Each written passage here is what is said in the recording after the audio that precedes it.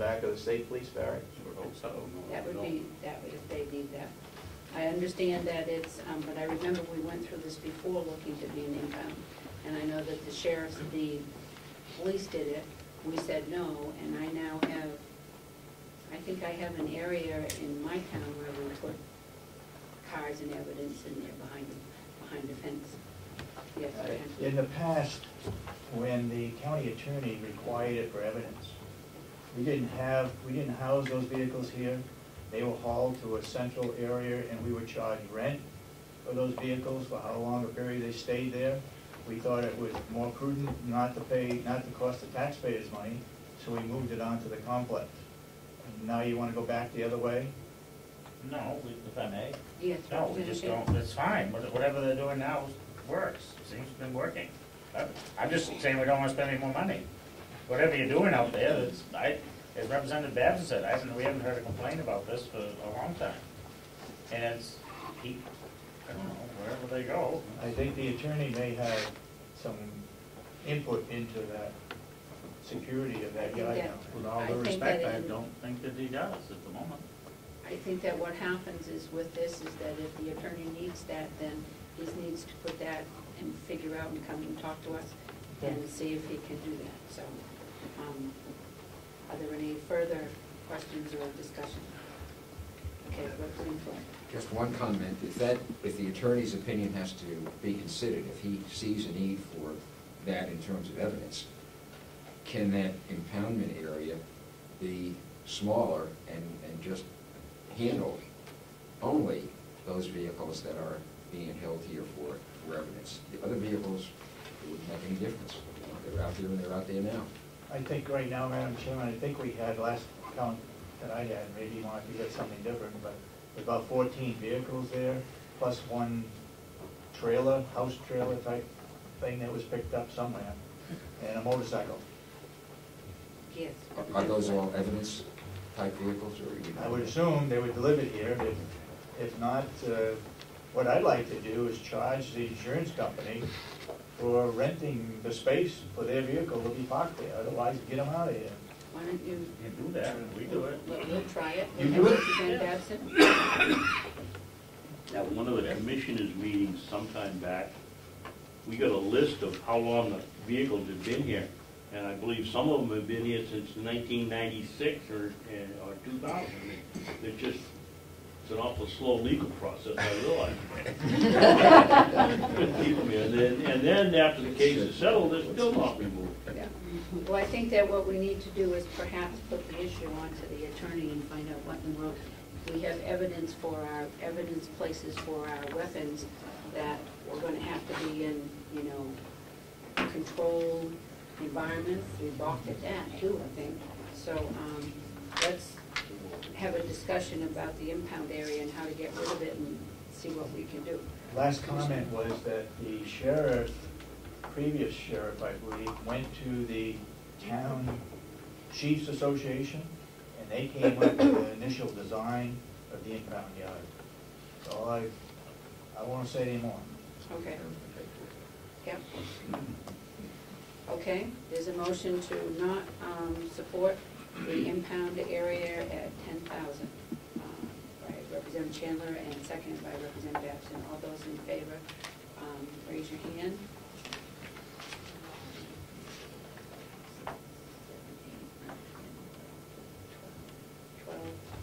12 to 1. Representative Scalia, no. Okay? So you want Yes, go ahead, a Representative. motion for 70,000 for that line? Yeah. You think you need that much? For what? I mean, We haven't put it out for bid yet. All we're getting is some quick estimates. I don't think it'll be over 70,000. Okay, is there a motion? It's in the capital reserve, so we can't spend it if no, we don't I approve it. understand, but I'm just trying to budget. Is there a motion for a 70,000 for line 089 for capital expenditures? Representative Babson moves 7,000. Thought I did. Did you? Yeah, And then Representative, motion, yeah. Representative I Chandler just wanted to moved- get in my green initiative for the year. What is it for, how much? 70,000 with the second by Representative Babson. All those in favor, raise your hand.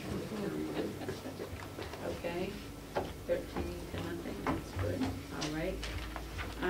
The farm under 091, there is a proposal to remove the 49,000 for the livestock.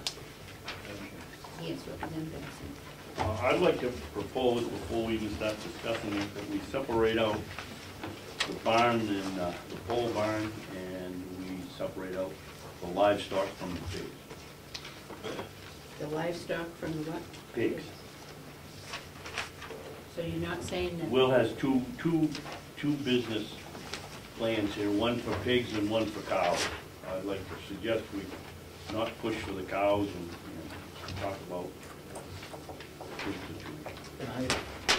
Yes, Representative Chandler? Yeah, I would make a motion that on the, if you want to separate them, that's fine, on that item 49,203 for livestock startup be 0.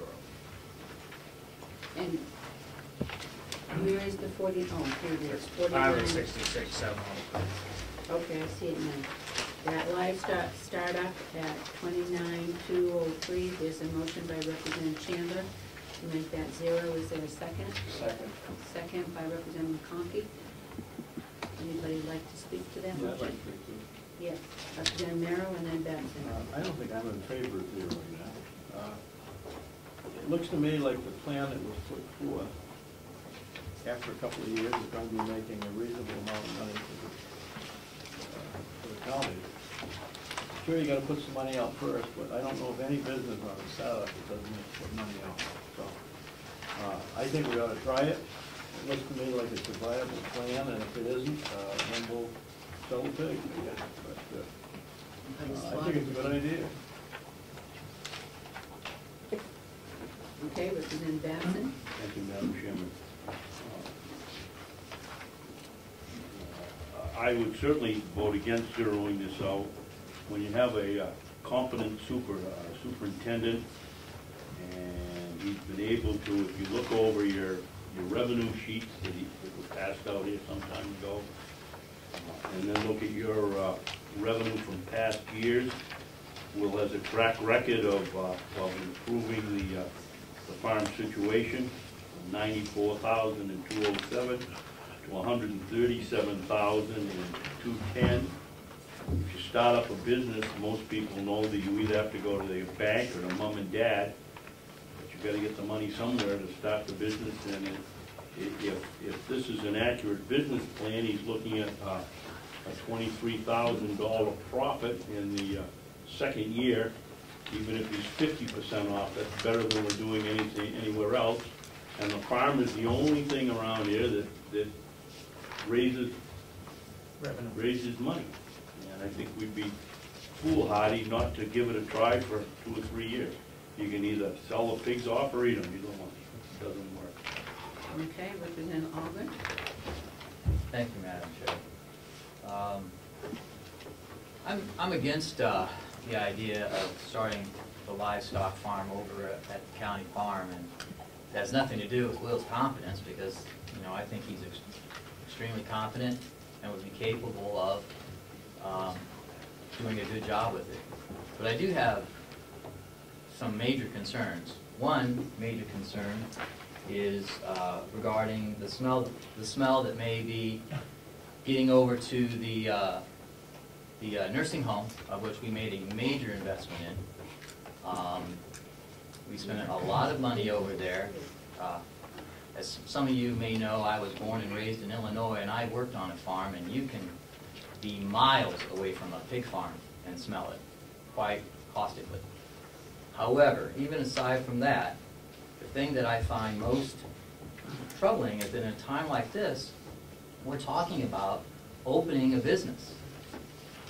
And I don't see it's really our position to be in the business of raising livestock in the county. We should, if there's an available market, then some private individual should be willing to take that up and make some money at it themselves. And that's what that's our role. Our role isn't to take business away from a potential farmer. I know they're doing a lot of vegetable growing locally, And I would certainly encourage, and I certainly support the expansion of the wood processing. And I also would, support perhaps some expansion in the cultivation of fruits and vegetables that could be used. Also, just as another side note, my grandfather was a county veterinarian in Iroquois County, and so that means he took care of livestock. Livestock are prone to disease. Those diseases can be communicated.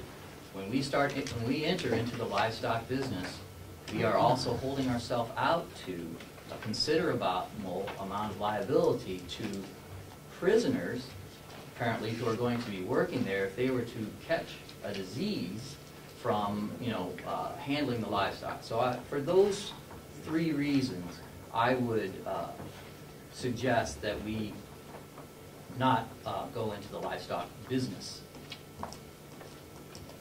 Any question, Representative McCombie? Thank you, Madam Chairman. I find, and especially after spending more time with superintendents, to be a very capable man. We're very fortunate to have him. He's extremely committed to his job. We're fortunate from the fact of where he came from and how he's shown expansion. But it also became very evident to me that the superintendent will become intimately involved with pigs. Probably not the right term. I apologize. And also the Headlines in his son. Just made it. By the amount of time that he's giving of himself outside of the job description, outside of a salary, to make this happen. If we were not so lucky to have the superintendent, and we had to then rely on those extra weekends that he's coming in to take care of these items, and having to pay part-time people, there's a larger expense down the road to us. So I commend him in wanting to do this. Most counties are moving out of the business of the farm. We're talking about increasing our farm. If we were just buying piglets and we were just buying cows, it would be one thing. We have capital expenses to cook the slop and to make repairs to buildings that don't have electricity. I can tell you firsthand, I've sat down with constituents, elderly veterans being cut back. They're losing $30 a month out of their pension. They're looking at refinancing cars. The last thing we should be doing at this time is increasing any department. It is not the function of this county to start a business, but if mom and pops and gentlemen farmers wanted to make those contributions, if the 4-H department, if the cooperative extension wanted to make those expenditures for the county on their behalf, I'm willing to listen to it. But at this point in time, it's not a time for us to be spending money as good as this project may be. Representative Chandler. I rest my case on Representative Conkling's statement. Commissioner Couldn't Song. say it any better. Okay. Commissioner Song. Madam Chairman, I'd like to dispel some things here. We've had a pig operation when I first came here as an agricultural extension educator. Pigs were in that same facility. A nursing home was at the same location. I've never heard anybody talk about the smell. If the wind's going to blow, hopefully it'll blow towards Wolfboro, and not this way. The wind never blows towards Wolf. The other thing about farms going out of business, yes, Coos County is going out of business. If I was losing $200,000 on a dairy farm, I would sure as heck get out of the business pretty quick. And that's what they were doing, and that's why they're getting out. They were losing $200,000. We're not doing that. As far as, we do have some capital expenditures, electricity, water needs to get there. And yeah, it's wired up now, but it needs to be rewired if we're ever going to use it. We could use the leftover food. It wouldn't be going to waste from both the jail and the nursing home and the cooker. So it would reduce our food costs to the pigs.